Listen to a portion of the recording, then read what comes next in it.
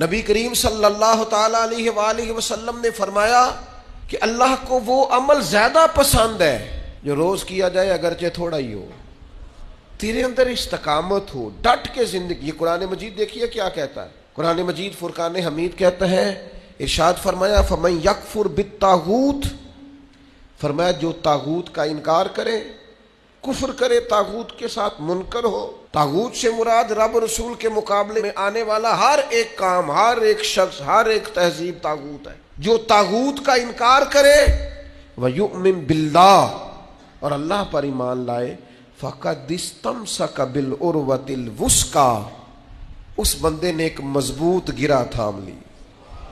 پہلے انکار کرے باطل کا، پھر اقرار کرے اللہ رسول کا، اس نے مضبوط گرہ تھامی ہے۔ کون سی؟ لَنْفِصَامَ لَهَا، جس نے کھلنا ہی نہیں۔ اب وہ گرہ ہاتھ آئی ہے جس نے کھلنا، اوہو، اب وہ ایمان کی طاقت ملی ہے جو کبھی کمزور۔ تو طاغوت کا انکار کر اور پھر رب رسول کا اقرار کر، وہ گرہ ملے گی جو کبھی کھلے گی۔ واللہ سمیع علیم، اللہ سننے والا بھی ہے اور جاننے والا بھی ہے۔ میں نے جمعے میں امیر لوگوں سے کہا تھا کہ قربانیاں کرنی تو ہے ہی، تو تم تو سارا سال گوشت کھاتے ہو۔ کیا آپ کو بتاؤں کہ ہم اس وطن میں رہتے ہیں جہاں فریج اور فریزر بڑی اس سے پہلے زیادہ بکتے ہیں۔ فریج نہیں لے آؤ، بڑی لے آؤ، چونکہ گوشت سیو کرنا ہے، سارا سال بھی تو ملتا ہے نا امیروں۔ میں نے تو کہا تھا اس گاؤں میں لے جاؤ جہاں قربانی کوئی نہیں کر رہا، ذبح ہی وہاں جا کے کر لو، تھوڑی سی گنجائش بنائیں اپنے دلوں میں۔ یہ ضروری نہیں کہ سامنے والا آپ کا شکریہ بھی ادا کرے۔ کچھ وسوسے بالکل پڑھے لکھے لوگوں کے، سمجھدار لوگوں کے وسوسے، معاملہ فہم آدمی، چیزوں کو جاننے والا۔ مثلا ایک بہت بڑا وسوسہ یہ ہے کہ یہ گناہ کر لوں پھر اس کے بعد توبہ کر لوں گا، یہ والی خطا کر لوں، اور اس وسوسے کا جو آخری جملہ ہے وہ بڑا بہترین اور صاف ستھرا لگتا ہے، یعنی یہ گناہ کر لوں پھر توبہ کر لوں گا۔ اگر لفظ کیا ہے؟ اللہ مہربان ہی بڑا ہے، اللہ کریم ہی بڑا ہے، معاف کر دے گا۔ او خدا کے بندو، قرآن مجید نے جو مفہوم توبہ کا بیان کیا ہے نا، آپ سورہ نساء کو دیکھیں تو اس میں اللہ تعالیٰ نے جو مفہوم توبہ کا بیان کیا ہے وہ یہ کیا ہے کہ جو بندے سے غلطی بھول کے ہو گئی وہ توبہ کرتا ہے تو اللہ اس کی توبہ کو قبول فرما لیتا ہے۔ اور ایک گناہ کرنے سے پہلے پلان کر رہا ہے، ایک تو ہے کہ نفس غالب آ گیا اس پر، وہ اپنی خواہشات کو کنٹرول نہیں کر سکا، خدا نہ خواستہ نفس کا غلبہ ہوا غلطی، اور ایک پہلے پلان کر رہا ہے کہ ہے غلطی، ہے گناہ، ہے ظلم، لیکن یہ کہ میں کر لوں پھر میں توبہ کر لوں گا۔ تو قرآن مجید نے نا اس کا ذکر فرمایا ہے سورہ یوسف کے اندر۔ حضرت یوسف علیہ السلام کے بھائی جب جا رہے تھے تو نبی کے بیٹے نا، حضرت یعقوب کی اولاد، تو دلوں میں خیال آیا کہ یہ ہم کیا کرنے جا رہے ہیں۔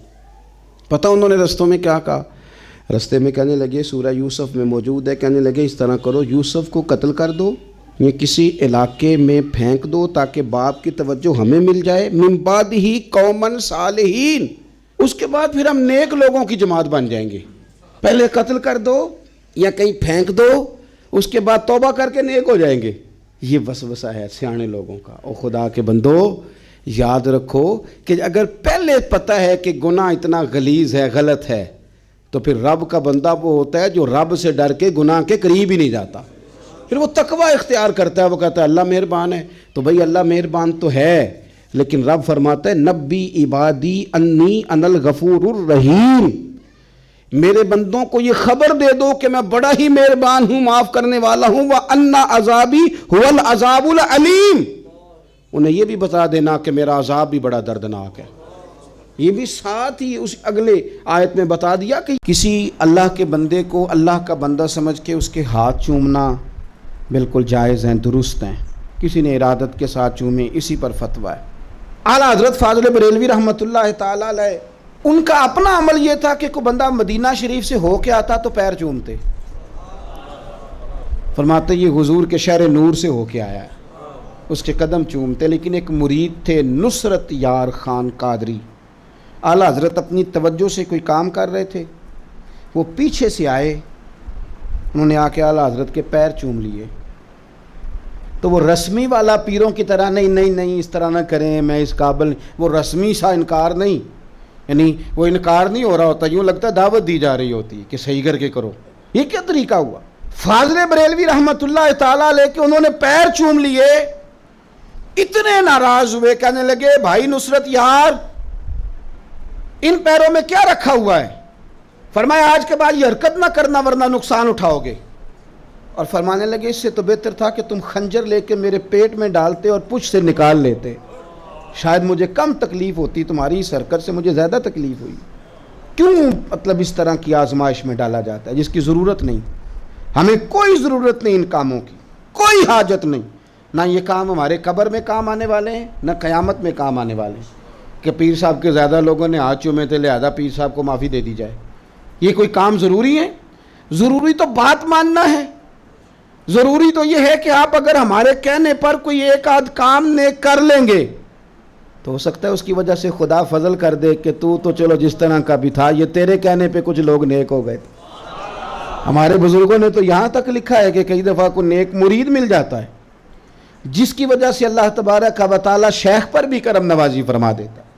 उन्होंने तो यहाँ तक आजिज़ी के जुमले बोले। तो ये चीज़ों को इन रसूमात में कैद ना करें, ना ये कैद होने वाली है। यहाँ ना जकड़ के लाएं कि निरा जनाब हमने दस्तबोसी करनी है और निरा वहाँ जाके जूता ही नहीं पहनना, बाकी मर्जी जारी अपनी करनी है। ये न करें, हमारे मिजाज को समझें, हमारी तबीयत को समझें। इंसान का शोबा एक नहीं होता, शोबा जात मुख्तलिफ होते हैं, लेकिन उस बंदे की हैसियतें भी मुख्तलिफ होती हैं। यानी डॉक्टर सिर्फ डॉक्टर नहीं होता, वो किसी का बेटा भी तो होता है ना। सिर्फ डॉक्टर नहीं होता, किसी का भाई भी तो होता है ना। डॉक्टर सिर्फ डॉक्टर नहीं होता, किसी का शौहर भी तो होता है ना। डॉक्टर किसी का बाप भी तो होता है। इंसान का शोबा एक होता है, उसकी हैसियतें एक जैसी नहीं होती। वो किसी जगह पे कुछ है, किसी जगह पे कुछ है। आलिम, उस्ताद, शेख, मुफ्ती, लेक्चरार, ये अपने शोबे के ताल्लुक से अगर एक उस्ताद हैं, लेकिन वो सभी के उस्ताद तो नहीं ना, शागिर्द भी तो है ना। वो सभी के पीर नहीं, मुरीद भी तो है ना। वो किसी के दोस्त भी तो है ना। हम ये करते हैं कि हम अपनी शख्सियत के खौल में पूरी तरह कैद होकर रह जाते हैं, तो ज़ौकी काम कई दफा खत्म हो जाते हैं।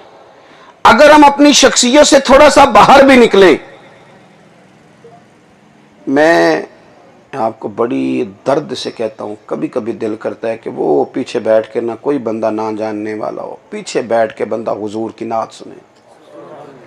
यार जब मतलब कभी आंसू निकल आए ना, कभी आंसू, तो लोग वो भी सोशल मीडिया पे डाल देते हैं कि पीर साहब तो रो पड़े। और यार ये तो पीर साहब अपनी माफ़ी करा रहे थे, हो लेने दो, हो लेने दो, इसे भी फार सेल कर दिया।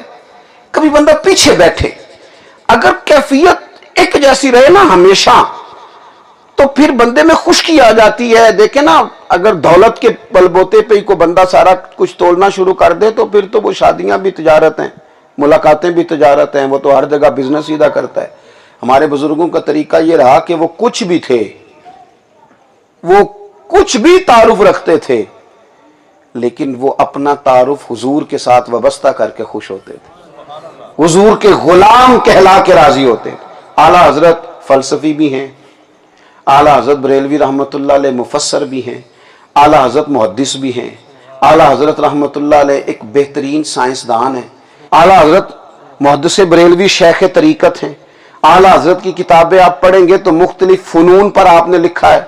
आप एक जबरदस्त मुफ्ती भी हैं, लेकिन ये सारे तारुफ वो छोड़ देते थे। पता क्या कहते थे? खौफ न रख रजा जरा, तू तो है अब्द मुस्तफा, तेरे लिए अमान है, तेरे लिए अमान है। और तू नबी पाक का गुलाम है, तेरे लिए अमान है। वो अपना तारुफ हमेशा, अपना तारुफ हमेशा यही कहती है बुलबुल बागे जिना कि रजा की तरह कोई सहर बयां नहीं हिंद में वासिफ शाह खुदा, मुझे शोखिए तबे रजा की कसम। वो हमेशा अपना तारुफ इसी से कराते थे। वो कहते थे तुझसे दर दर से सग, सग से है मुझको निस्बत, मेरी गर्दन में भी है दूर का डोरा तेरा। उन्होंने सारी जिंदगी अपने आप को हुजूर का गदागर बना के वक्त गुजारा। सारे तारुफ थे, कहलाए जा सकते थे।